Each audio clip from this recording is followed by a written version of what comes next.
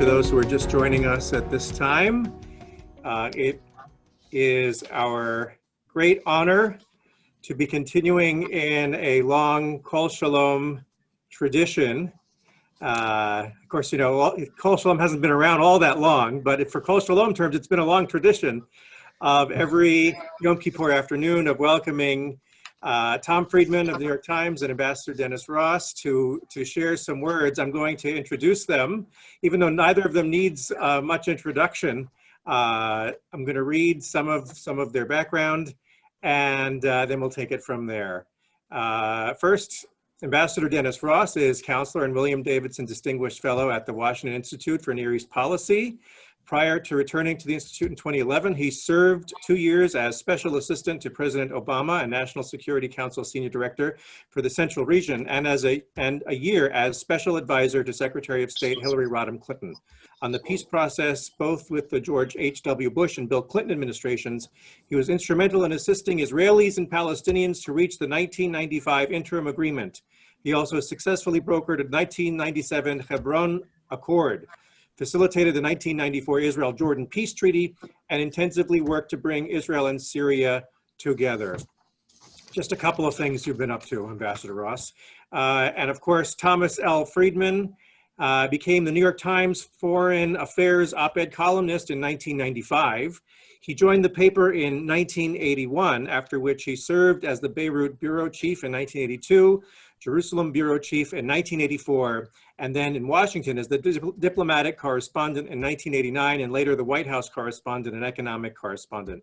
Mr. Friedman was awarded the 1983 Pulitzer Prize for International Reporting from Lebanon and the 1988 Pulitzer Prize for International Reporting from Israel. He also won the 2002 Pulitzer Prize for commentary. It is a great honor and a pleasure to welcome you both. I'm going to let you both take it from here to work your magic as you do, as you always do.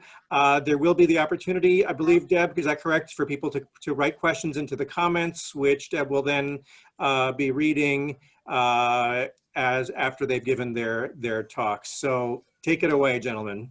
All right. Look, thank you, Gil. It is a tradition that Tom and I have established actually with a great deal of pleasure. The two of us, I speak, and when I say this, I'm speaking for Tom as well. We really feel we're part of a special community, and you have absolutely added to it.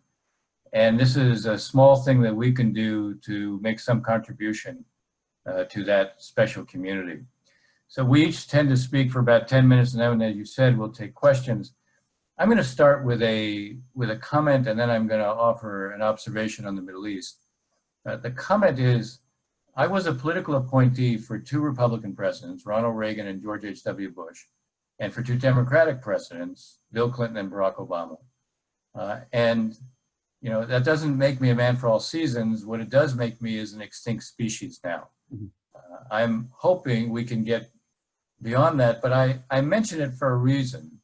The reason is these 4 presidents were very different ideologically, very different in a personal way, very different in terms of how they looked at the role of government.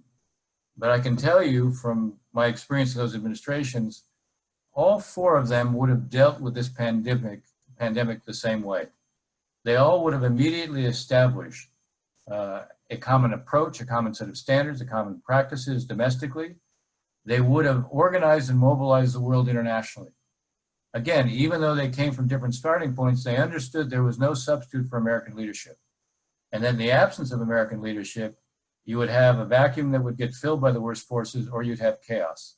If there's one thing we understand about COVID-19, you understand that you have to have a common approach, a collective approach, because the most vulnerable, either in this country or around the world, can still make us vulnerable. One of the things we need, therefore, is a kind of new approach to American leadership. Normally, when I speak these days, I kind of feel like I need to pass out antidepressants.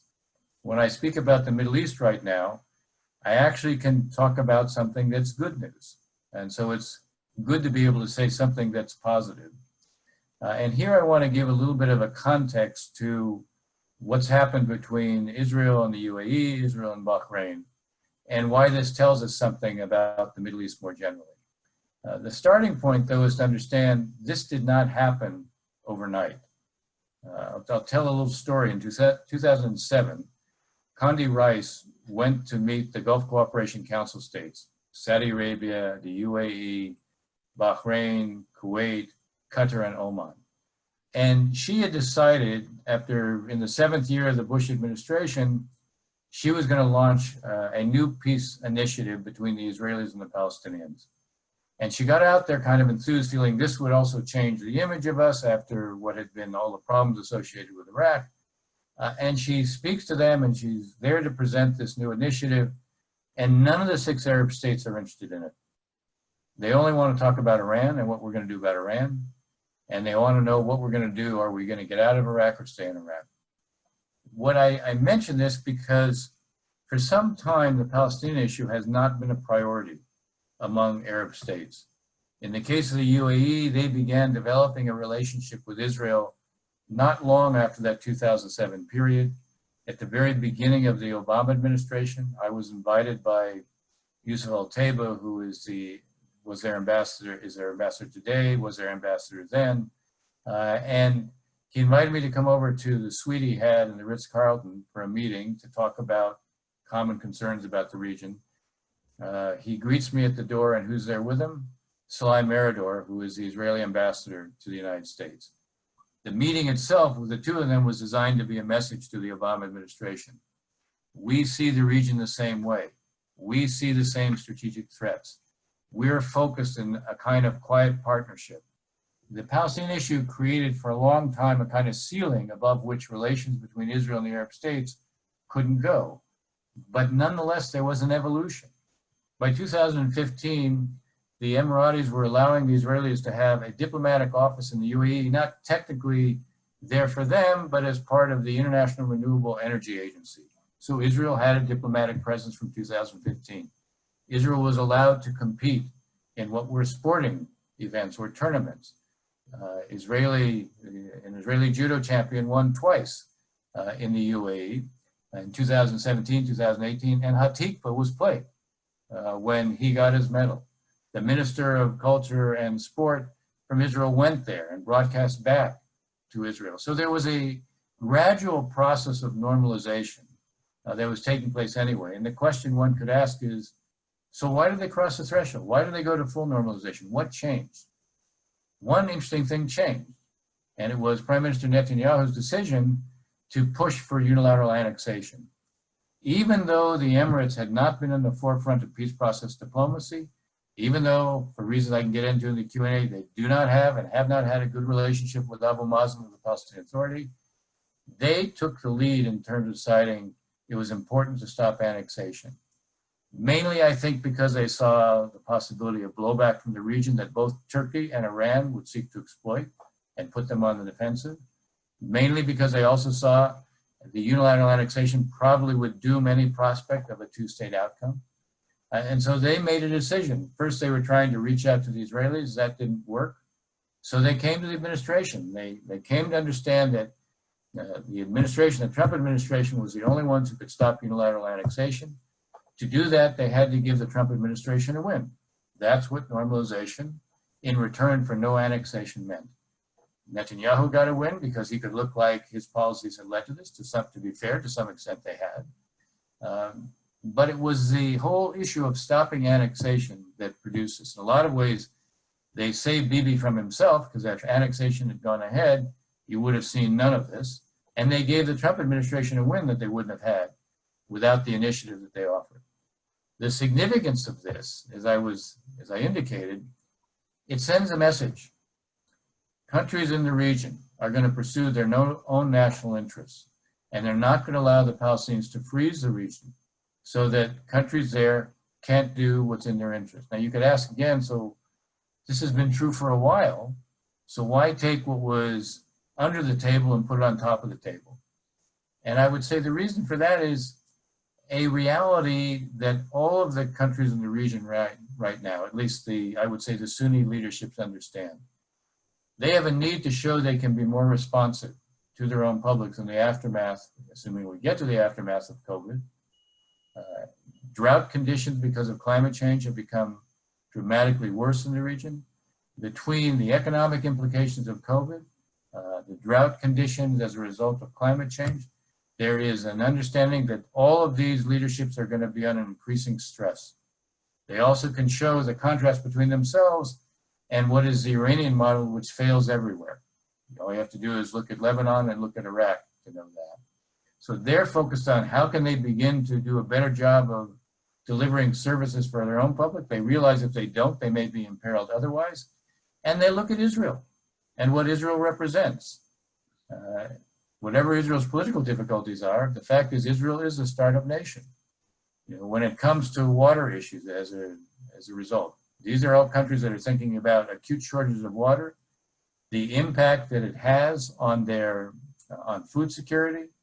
They look at Israel. Israel reuses 85% of all of its wastewater. Half of its agriculture is watered by wastewater. So they look at what Israel can offer in terms of drought-resistant crops, how to deal with wastewater, how to conserve water. They look what Israel offers on food security, on cybersecurity, and the like. And they have decided that it makes more sense to be able to do things in public with Israel because it reduces the limitations of what is possible. Now, it doesn't mean that all the states will rush to normalize the way the UAE and Bahrain have done, but the Sudan will come soon. Oman will come after that. Saudi Arabia will do it in stages. It'll do it much the way the UAE did it. But this is a different region. I'm going to conclude by saying it can work for the Palestinians if they will let it. What the UAE did is they created linkage, meaning they were prepared to normalize, but something was required of Israel. In this case, it was don't take a step of annexation. But other Arab states can go to the Israelis and say, look, we're prepared to take a step towards you, a public step towards you in the process of normalization. We need you to take a step towards the Palestinians. A smart administration would broker this and do it step by step. And I think what we will see is the Arabs cannot be a substitute for the Palestinians, but they can be a bridge for the Palestinians, not a bypass road. For the Israelis, they can't wish the Palestinians away. They're not going anyplace. But the Arabs can basically, through a kind of brokered process with us, it's not hard to see how to do it. And Bill, Gil, this is kind of consistent with your sermon today, where you talk about pursuing things step by step. We're not going to be able to solve everything in the Middle East in one leap, just as you were describing, as we face all of the traumas around us, and we're easily depressed and overwhelmed by them. As we pursue everything step by step, we can change things. I can tell you in the Middle East, taking advantage of what we've now seen the UAE do, that gives us a basis to go step by step to end the stalemates between Israelis and Palestinians, not resolve it overnight, but move us towards what can be ultimately a two-state outcome that will change the reality for Israelis and Palestinians alike. I'll stop there. Well, Danny, thank you. I learned something every time I listen to you on this subject, and it's also great to be back for another season. I see we have 372 screens here. That's probably about 750 people, and I hope you all, if you're not members, join our little shul, which is an amazing gem here in Maryland. I'm going to talk a little about the pandemic and pandemics in general. In many ways, felt I had a disadvantage when the pandemic started because I thought, what do I know about epidemiology? But I came to quickly understand that this is really a natural systems event. And having written a book back in 2007 called Hot, Flat, and Crowded, I found myself really relying on the sources I learned in writing that book. I cultivated, all being basically environmentalists and biologists. And they served me in great stead in thinking through and writing about this problem. So whenever I talk about it, I begin by telling the story that my daughter Natalie is the executive producer of Weekend All Things Considered on National Public Radio. And she's a little superstar journalist. And so I never miss a show, and I never miss a show. And on Easter Sunday, they, on Weekend All Things Considered, did a roundup of pastor sermons on Easter Sunday. And my favorite was Pastor Michael Curry from here at National Cathedral, who ended his Easter sermon, the height of the pandemic, by singing a little song. He's got the whole world in his hands. He's got the whole wide world in his hands. He's got the whole world in his hands. He's got the whole world in his hands. Now, if you just substitute she for he, you'll understand everything you need to know about this pandemic. For the first time, she, Mother Nature, she got the whole world in her hands. Unless you are 103 and we're here in 1918 for the last pandemic, this is the first time for our generation of human species that we have all been here and all at the same time been in the grip of one of Mother Nature's fastballs. Now, fastballs are the things that Mother Nature throws at her plant and animal species to sort out who is the fittest, who will get their DNA into the next generation. And these fastballs are things like droughts and floods and tornadoes and wildfires and germs and viruses. And this is how Mother Nature sorts out who will get their DNA into the next generation. And we, our generation, have never experienced one of Mother Nature's fastballs, all of us at the same time. But that's what we're experiencing. Now, when Mother Nature throws her fastballs, who does she reward? She does not reward the smartest. No. She does not reward the strongest. No. She only rewards the most adaptive. That's what Darwin does. She rewards adaptability. And what exactly does she reward? What questions does she pose to her plant and animal species, metaphorically speaking, about their adaptation strategy? She asks basically three questions. First, she says, do you respect my fastball? Do you respect my virus? Because if you don't, I will hurt you or someone you love. Second, she asks, are you coordinated in your response to my virus? Because I've evolved my virus over millennia to find any crack in your individual or communal immune system. Are you coordinated? And thirdly, have you built your response to my virus on chemistry, biology, and physics? Because that's all I am, says Mother Nature. I'm just chemistry, biology, and physics. You can't talk me up, you can't talk me down. You can't say, Mother Nature, we're having a bad recession now. It's the high holidays. Could you take some time off? No, she's going to do whatever chemistry, biology, and physics dictate. And she always bats last. And she always bats 1,000. Do not mess with Mother Nature. If you've built your response to her pandemic on politics, ideology, and an election calendar, she will hurt you or someone you love. Now, what you see when you look around the world is three basic strategies for responding to the virus. Because what are we all looking for? We're looking for herd immunity. We're looking for a state where some 60%, scientists aren't exactly sure, where we have enough of the population immune that the virus basically naturally dissipates because it runs out of people to infect. And there's only two ways to get herd immunity. One is through a vaccine, and the other is through natural exposure and developing the antibodies. So the first strategy is the Chinese strategy. The Chinese strategy is to take the entire Chinese system of state surveillance that was designed by the Communist Party to control their people, to control a virus instead. And they do it in an incredibly brutal way. If you show up in an apartment or a restaurant in China, they take your temperature. And if you have a temperature, they take you right off the street and test you and isolate you. And if you've got COVID-19, you're going to go to a hospital and be isolated. No questions asked. They do it in an incredibly brutal way, but incredibly efficient, because their goal, what is their goal? Their goal is to control the virus until they get a vaccine that gives them herd immunity. That's what they're looking for. And they've done it brutally, but amazingly effectively. Second strategy broadly speaking, has been the democratic versions of the Chinese strategy, done through good governance.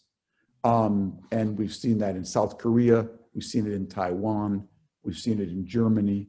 And you see now their schools are in many cases back to functioning and their economies reasonably up and running. The third strategy, or the second strategy, I say, is going for herd immunity the way Sweden has done it. Sweden basically kept their economy open. They closed their high schools and universities, but kept their K-12 schools open. They encouraged people to social distance, to wear masks, but to work if they could under those conditions. They said they were going to protect their elderly, but they wanted to basically let their population get exposed to the virus, a virus that hurts a lot of people a little and a few people a lot. Get their population exposed to the virus and develop natural herd immunity. Now, they never described it in exactly those terms, but that's exactly what they were doing. They did a terrible job, they will tell you, of protecting their elderly. But now people are giving Sweden a second look. You have to be very humble about this virus, so I wouldn't declare anybody sort of got it all figured out. But their strategy, because their economies come back, and now their neighbors who had suffered less early on with lockdowns are suffering more. So that's the Swedish strategy. The Trump strategy was to talk like we were going to be China, to act kind of like we're going to be Sweden, to prepare for neither, and claim to be superior to both. So we locked down haphazardly, and then we opened up haphazardly. And now we've kind of got this mess that we have of schools opening and closing and businesses opening and closing. I just end by saying this, that what Trump, the reason he was the worst person to lead us out of this pandemic, for many reasons. But first of all, Trump is someone who has never looked at the world through natural systems. The only natural systems he's been exposed to are golf courses. And he really deluded himself, because Donald Trump is famous for building waterfalls on golf courses. So he actually believed he could tame nature. So he completely failed those adaptation questions from Mother Nature. He didn't respect the virus. He acted, as Denny alluded to, in a completely uncoordinated way. And he didn't build his response on chemistry, biology, and physics, but rather politics, ideology, and an election calendar. And you really saw it, if I were writing a book about the pandemic, you really saw it in that first week in March when it really exploded. You recall Trump gave a disastrous national address, and the stock market went down more in one day, I believe, than any single day. And then a day or two later, he basically did a better job, and the stock market soared back up. And Donald Trump took a screenshot of the graph of the stock market going up, and he autographed it and sent it to Lou Dobbs of Fox Business News.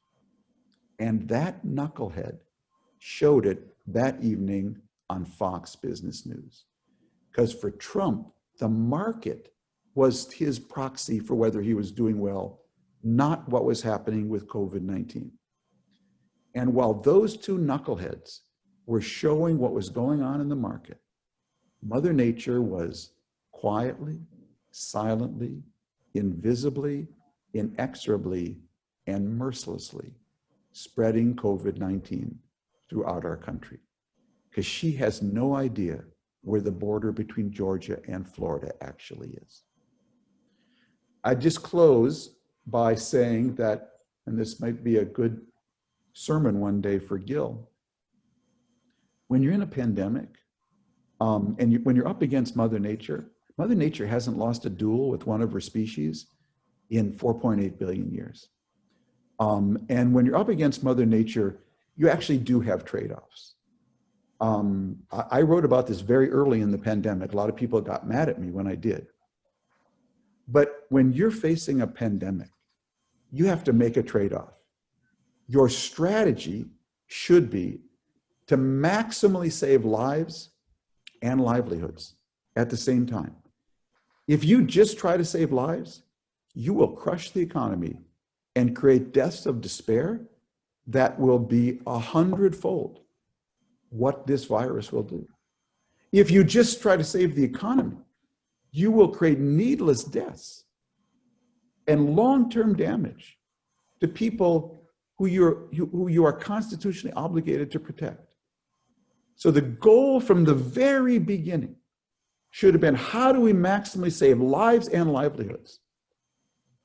And the craziest thing about Trump is that what history will damn him for is not, in my view, what he didn't do early on when dealing with the pandemic was unclear and difficult. It's what he won't do today when dealing with the pandemic is easy and utterly clear. Wear a mask, practice social distancing, be smart about not going into crowded events.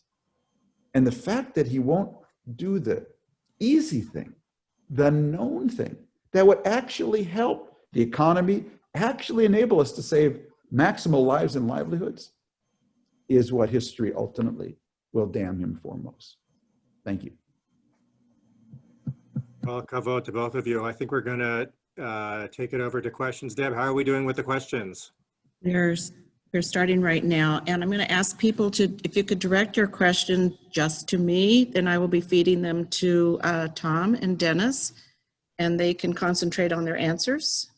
So questions can start coming now. Okay. And We answered everything. That's, okay. So what, I'll leave it up to who answers this, or maybe you both will. What will you do if Trump is reelected? what will we do? Look, I've never been someone who faces it, what should otherwise be a despairing situation, just throw my hands up and say there's nothing to be done. You still will have to basically fight for the country. You still have to fight for what's right in this country. We can't just walk away. Again, I go back to Gil's sermon. I mean, our own set of values requires us to try to do everything we can to pursue them and promote them. I think we will be in for a very tough 4 years. Domestically, I think all of our institutions will be under assault.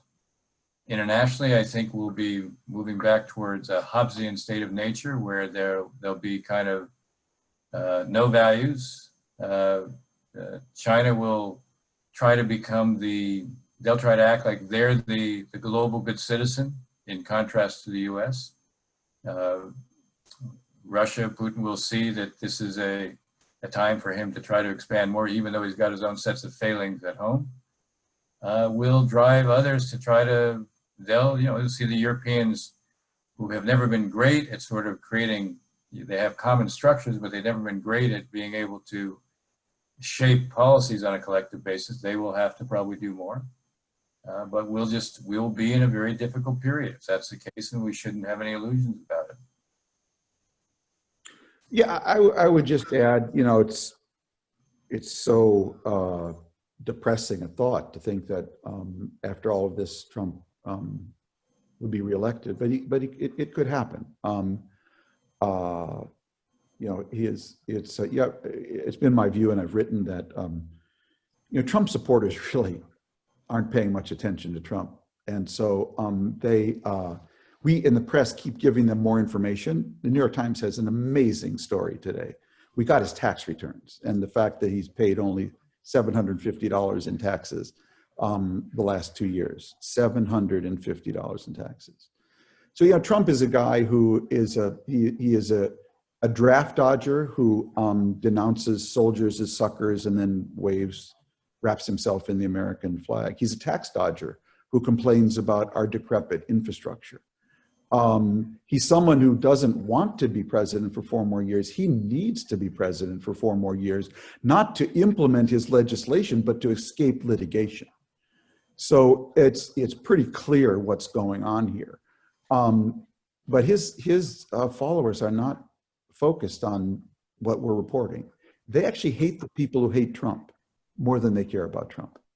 And that's why additional information for them, they hate liberals who they think humiliate them and look down at them. And therefore more information about how bad he is, they know how bad he is. In fact, the fact that he's so bad is one reason they like him, because he's a stick they poke in the eye of liberals.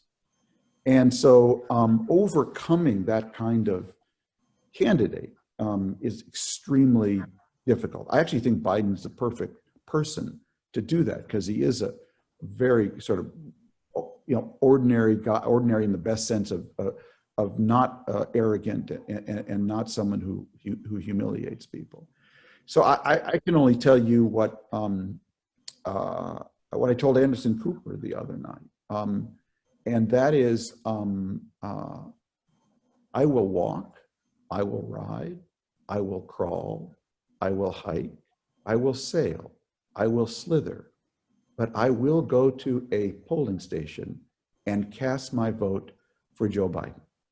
And so at the end of the day, this is going to come down to that. It's going to come down to voting. And no editorial by me or Denny or argument. There's only one thing left to say, and that is vote for Joe Biden, register someone to vote for Joe Biden, drive someone to the polls to vote for Joe Biden. Nothing else matters, and our country's future depends on it. We have some questions, excuse me, on Israel and UAE. Yes, I'm going to say several of them, and then you can pick from it. So, do you credit Trump with the win on the Israel UAE? Do you think Israel will risk violating the Abraham Accords by reopening the push for annexation at some later date? It sounds like the UAE initiated a conversation with the U.S. as opposed to the other way around. Who do you suppose in this administration actually handled the brokering the agreement between the two? Well, I'll do it. The real secret is Dennis Ross, but okay. Look, it was not initiated by the administration. Just to give you a sense of this, Jared Kushner is the one who ultimately brokered the understanding after the initiative came from the UAE, after they came to understand that, as I said, the only way to stop this was by getting the Trump administration to say no. And the only way they would say no is if they could point to what was a vindication of their diplomacy and really of the Trump peace plan. So the idea of annexation was something that the administration was pushing as a lever on the Palestinians. I can tell you the message they were sending to the Palestinian Authority through Palestinian intermediaries, who I know this was a message because the same intermediaries were talking to me, was that, look, if you don't come and talk to us and talk on the basis of our plan by September, then annexation is going to go ahead. So they were trying to use annexation as a lever. And the irony is it was a lever, but not on the Palestinians, but on the Emiratis, who then came in with this initiative. And it was, once they came with the initiative, they did say, they had two conditions for no annexation and for normalization. One was no annexation, and the answer on that is it's not just off the table for a little while. It's off the table, and you shouldn't have any illusions about it. This was their condition. Bahrain repeated it, and I say this because if there's a second Trump term, notwithstanding everything Tom just said, and that I obviously implied as well, if there's a second Trump term, he's still going to want to show how successful he is, and he understands the minute they do annexation, everything stops between the Arabs and the Israelis. Doesn't mean, at least publicly, it doesn't mean that what is in the interest of these Arab states disappears. What it means is that they will greatly scale back what they're doing publicly. And the prospect of additional Arab states joining, that will disappear. So that's why if there's a Trump second term, annexation is still off the table. And we know, for example, that even, I said there are two conditions. One was that the Emiratis will get F-35s, this is stealth aircraft. They will get advanced drones, and they'll get advanced electronic surveillance aircraft. The fact is, we know that Pompeo, when Bibi was complaining about this publicly, about the F-35, after the fact, Pompeo went there and basically said, you have to stop that, and Bibi did stop that. I'll just add on this. I knew about the deal, the content of the deal, well before the deal. And let me just put it this way. If I knew that the F-35s were part of the deal, it's inconceivable that the Prime Minister of Israel didn't know they were part of the deal. So this was part of it all along. I do see one question in here is this a threat to Israel? No, the answer is the Emiratis won't get, just because the production lines and the queue that's already there, the earliest the Emiratis could get F-35s is about 7 years from now. And there's a tradition, which I was a part of when I was in administrations. We are committed to preserving what's known as Israel's qualitative military edge. When this was developed back during the Reagan administration, the idea was Israel will always be at a numerical disadvantage in terms of the size of its forces. So its personnel have to be superior, which they were programmed in. Their command structure, the doctrine has to be superior, but so do the weapons. And we committed, even if we're going to sell weapons to Arab states, that we would make adjustments so that the qualitative military edge would be preserved. So there will be conversations with the Emiratis over this period and with the Israelis over what are their concerns and how can those concerns best be addressed. So I don't see the Emiratis with F-35s being a problem for Israel. First, they share no border, and they've never fought a war. And I think the reality is the Emirates have proven themselves because they actually have decent governance, efficient governance. They're stable, so I don't see them as a threat. Some will say, but once they get it, won't other Arabs seek to get it? The answer is yes, but they'll also have to meet certain standards to be able to get it. For one thing, you better be at peace with Israel. If you're not at peace with Israel, you don't get it. So we established that early on. Those Arab states that are at peace with Israel will be treated differently than those Arab states that are not, who we still sell weapons to. I just want to add one thing to what Danny said. I think it's very important to keep in mind that the Kushner peace plan was for a two-state solution. And it envisaged Israel keeping about 30% of the West Bank, where all the settlements are, and Palestinians getting the other 70%, but in quite a patchwork quilt. And the Palestinians having a capital on the edge of Jerusalem. When the plan was announced, I happened to be in Israel, the Israelis, or Netanyahu's government, propelled in part by the US ambassador to Israel, Trump's former bankruptcy attorney, David Friedman, no relation, as they say, basically encouraged Netanyahu to think that he could actually annex the 30%, even if and before Palestinians accepted a state on the 70%. And I think it's very, very important to remember that the Israeli government actually never accepted the Trump-Kushner plan. And it's very, very important to remember that Ron Dermer, the Israeli ambassador, and Bibi Netanyahu basically helped draft the plan with Kushner. That map was drawn up by and with Netanyahu and Dermer, with Kushner. It was built on the assumption that if you gave Netanyahu everything he wanted, everything he dreamt of, and as Dennis can tell you, Netanyahu over the years would always say to American diplomats like Dennis, just test me, just test me, just test me. Yeah. So actually one of the brilliances of the Kushner plan was he actually tested him.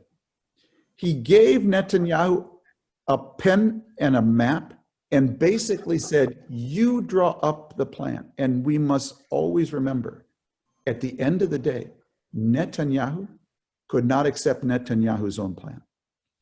He could not get it through his government because the settlers in his coalition refused to accept any plan, even one that allowed Israel to annex 30% of the West Bank, any plan that would give Palestinians any authority on the rest of the West Bank. So this plan was not only important for what it dislodged between the UAE and Israel, it's enormously important for what it revealed about Netanyahu and his own government. And I think we all should keep that in mind.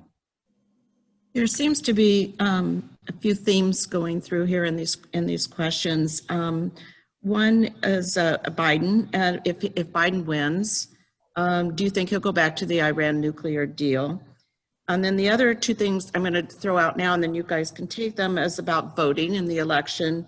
How do you feel about voting by mail? And then the other, obviously, is the Supreme Court and all of those questions that encompasses. Okay, so let me do Biden and the Iran nuclear deal, the JCPOA. Biden has announced that if he's elected, he will go back to the JCPOA. But I think we have to put that in perspective.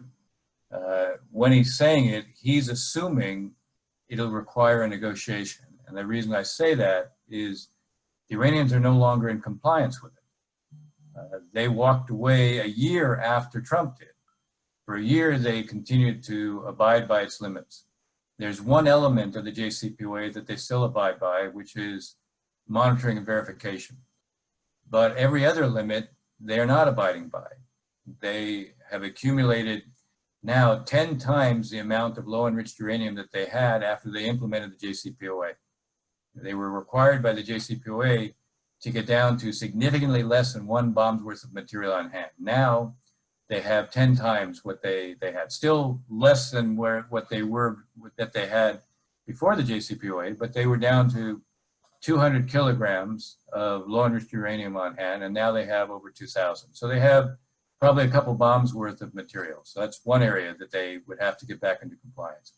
They are enriching to a higher level than they're permitted to under the JCPOA. Not dramatically higher, but what that means is they are purifying the uranium to a higher degree. The more pure the uranium, the more it gets closer to being weapons grade. So they're doing it at a higher level than they were before. They are enriching they have 2 enrichment sites. One is built into a mountain, and they weren't permitted to enrich in that site, and they're enriching in that site. They also, and this actually is the most serious of the limitations they're no longer respecting, they have now installed 2 advanced cascades of centrifuges. Cascades are 164 centrifuges. Each centrifuge, when it's producing fissile material, it separates out a very minute amount. So each centrifuge, if it's disconnected from any other centrifuges, what it produces in terms of fissile material is basically not meaningful. But when you combine them in a cascade, it becomes meaningful. Now what they've done is they have installed 2 cascades of advanced centrifuges that are dramatically more efficient than the centrifuges, the primitive ones that they were using prior to the JCPOA. According to the JCPOA, they weren't allowed to install those until 2025. Now they've done it 5 years ahead of time, which means they're building up a knowledge base, experience, and know-how that they weren't supposed to begin to be able to approach until 2025. My point here is, it's not so simple for them to come back immediately into compliance, point 1, and point 2. They will come, the Iranians will come to a Biden administration and say, you owe us. Because for a year, we didn't walk away. And even after we walked away from the limitations, we still allowed the IAEA access and monitoring. So you owe us. They'll come in saying, you owe us. The Biden administration will say, we can't lift sanctions, which is what they'll ask for, until you're in compliance. And that will actually produce a negotiation. And Biden has made it clear he wants to produce a successor agreement to the JCPOA to deal with what are known as the sunset provisions.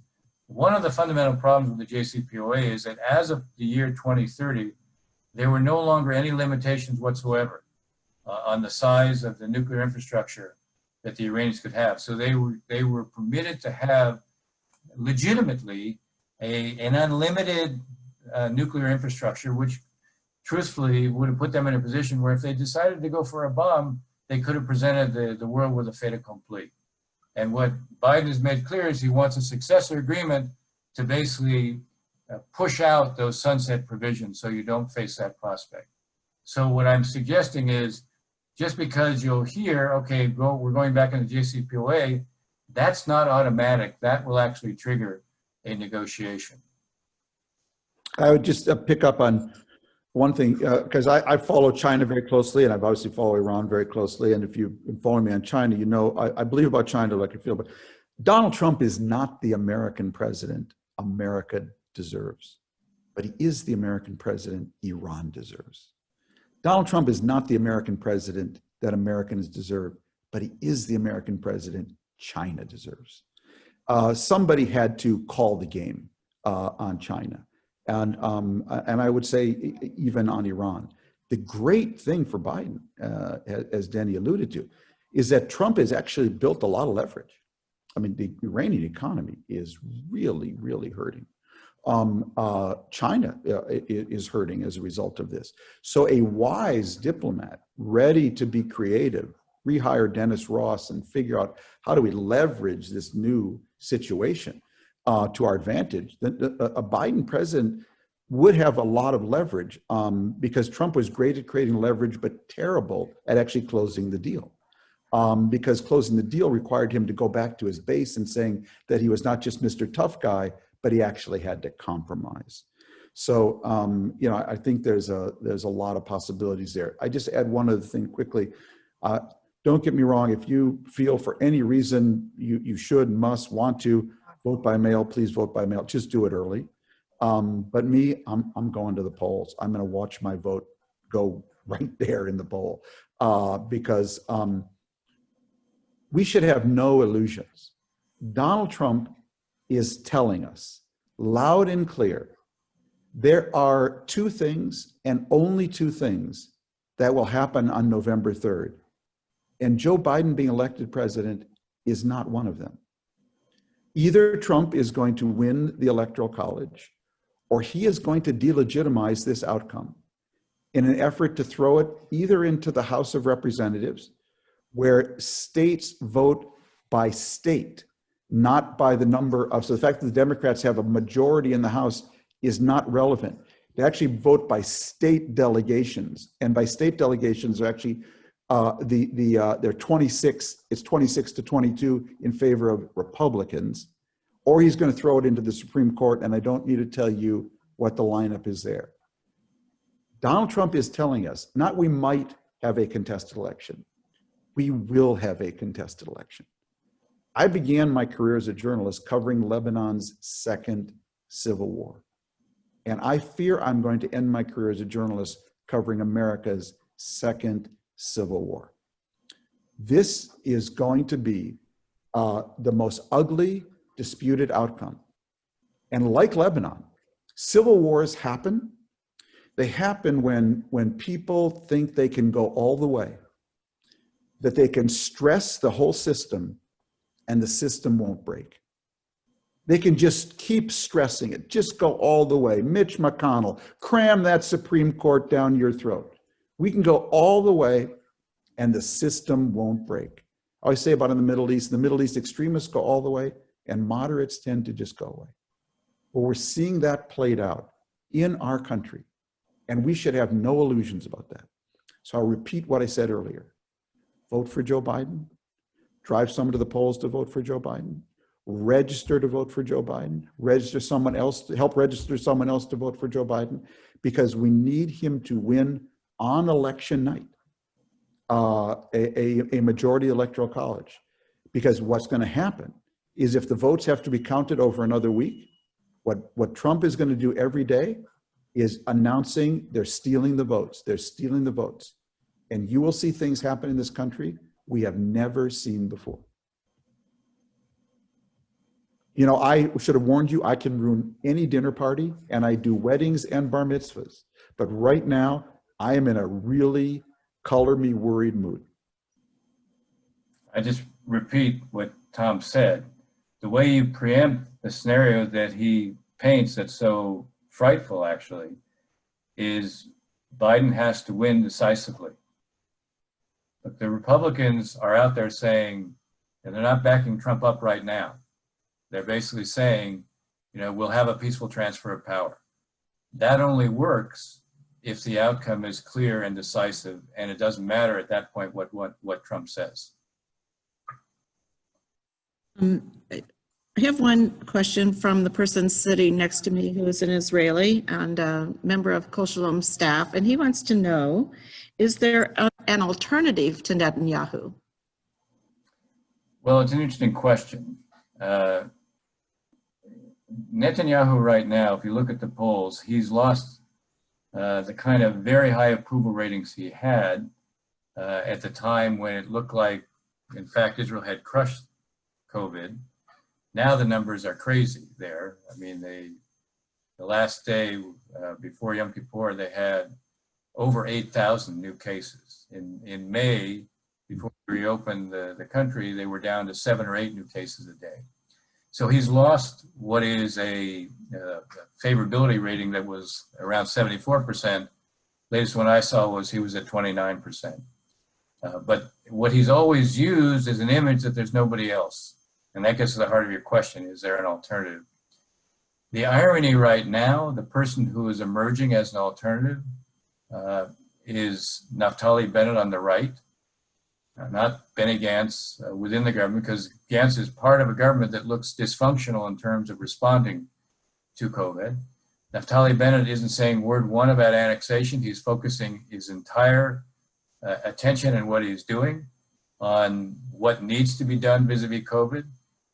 He was the defense minister at the beginning, and he was prepared to structure things a certain way. Bennett was a very successful private sector guy, created a company and so forth. He was going to organize the military to basically do the contact tracing, and Bibi basically didn't want him getting credit for it. That's what Bennett says. And so Bennett is out there every day outlining systematically the steps that need to be taken to deal with COVID in a way that is compelling. He's traveling around the country, seeing different groups. And so his numbers have shot up. You know, we may see Bibi, who faces a trial beginning in September with the court saying, basically, it has to meet every 3 days starting in January. Bibi would like to avoid that, but it looks increasingly like he won't be able to avoid it. I think he's very much afraid that there's going to be a case brought to the Supreme Court saying he needs to take a leave during the trial. I think one of the reasons he toyed with the idea of new elections was as a way to try to avoid that. Right now, the right-wing bloc would win if there are election, but I don't think one should assume automatically that Bennett is going to follow Bibi. So I think we're facing what could be, I would doubt that we'll see an election, just because I think Bibi increasingly will see that it's an outcome that he has no real prospect of being able to stay in power with. So I think it's better for him to avoid that and sort of deal with what is coming his way. I don't think that Bennett is necessarily the long-term answer, but right now he scores better than Lapid, who did head the largest opposition party. Can we do anything about the brain drain in all the agencies and the credibility of the agencies now if Trump wins again? God help us.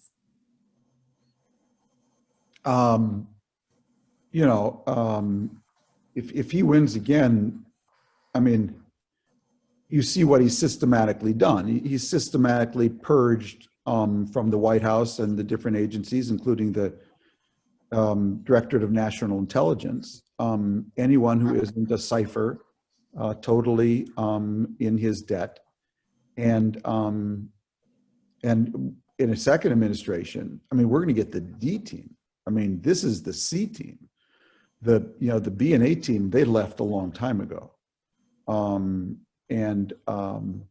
So I would really worry about the whole quality of governance in the country. I would worry about the legitimacy of the government, as well as the quality of it. Assume that Kamala Harris is now president because Biden is unable, and assume a cabinet which includes some of the squad. Do we still vote for Biden? Well, I wouldn't make that assumption. That you can make the assumption at some point she becomes president, but I don't know. The assumption that some of the squad are going to be part of the cabinet, I think, is a huge leap. It isn't to say that some of the progressive elements of the Democratic Party won't have some input and influence, but I think, look, both Biden and Kamala Harris are centrists, and Biden by nature is a problem solver. He's going to put people in who he thinks can actually solve problems.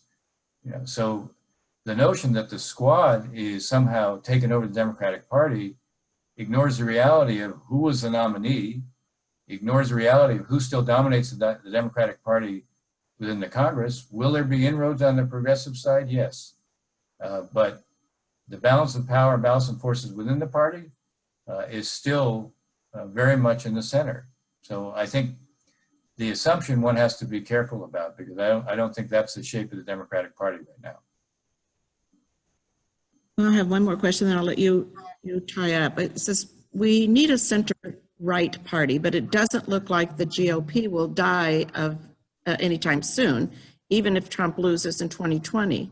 He immediately becomes the forerunner in 2024. What do you suggest if there's no non-corrupt center-right party for a decade or more? If there is no, look, what I wake up many days and can't figure out who I dislike more, the far right or the far left, and it's a real contest. When I see far right people driving cars into Black Lives Matters demonstrations, and when I see what the far left has done to the Minneapolis City Council by recklessly calling for dismantling and defunding the police without a plan. And my hometown is now a dystopian mess. And so, but where the country is completely unbalanced is that you have a very responsible center left, and you have a center right that has become a pro-Trump cult. And save for the Lincoln Project and some small pockets of Mitt Romney on certain days and Senator Collins and others on other days. And so you just have to hope that if Trump is defeated, that there will be a real civil war within the Republican Party and that it will break up. It's too late now to talk about it, but I think parties all over I think all the parties that grew out of World War II and the Industrial Revolution are actually going to blow up. And they're all blowing up if you look around the world, basically. The Republicans have completely blown up. They become the Trump of cult. Democrats are going to fracture the minute they get back into power. The British Tory party is completely blown up. The Liberals disappeared and the Labour Party became Marxist. France is the only country in the world that has a president without a party and an opposition without a leader. Italy today, I don't know who rules Italy, but I know it isn't called the Christian Democrats. And, Ukraine is by a former comedian. Something's kind of going on. You can see the Labour Party in Israel blew up. The Likud, I don't know what it stands for other than the cult of Bibi. So all these parties that grew out of the left-right grid, that grew out of the Industrial Revolution and the welfare state, they're all blowing up. And we're in the beginning of this process of, I think, a real reconfiguring of politics around the world. Yeah, I just leave you with this thought. Which are the three, maybe the three, but certainly three of the most effective governments in this pandemic? I would say they're New Zealand, Austria, and Germany. What do they all have in common? They all have, or about to have, what are called black-green governments. What is a black-green government? So the ruling coalition in New Zealand is the Labour Party, a right-wing anti-immigration party, and Greens. The ruling party in ruling coalition in Austria is a right-wing pro-business party and Greens. And 3 states in Germany today are black and green. That is Conservative Party plus the Greens. And Germany's next governor after Merkel, everyone predicts will be a black-green government. So in other words, you're seeing these whole new kind of political ecosystems forming to actually address the problems of a post-industrial world. And one of my mottos in life is that wherever there's oil, there's trouble. Wherever there's oil, there's trouble, because oil gives you an exogenous resource to prevent, to take me back where I started, adaptation. So why is the Arab world, had so much trouble with the 21st century? Because they could stick a pipe in the ground and get resources rather than tapping their people, men and women, to adapt. So whenever there's oil, there's trouble. So who has oil today? Political parties have oil. They're called campaign donations. So they're the last to change. Second last to change are universities. They have endowments, okay? Wherever there's oil, there's trouble. The reason you want to join Kol Shalom is we are so adaptive, because I can promise you, we have no oil, okay? Our oil is our incredible leadership. Our oil is our incredible congregation. We are always adapting, and we're at the front edge of what is going to be a massive adaptation by political parties, but we are the synagogue that are at the front end of adaptation on Jewish life in America today.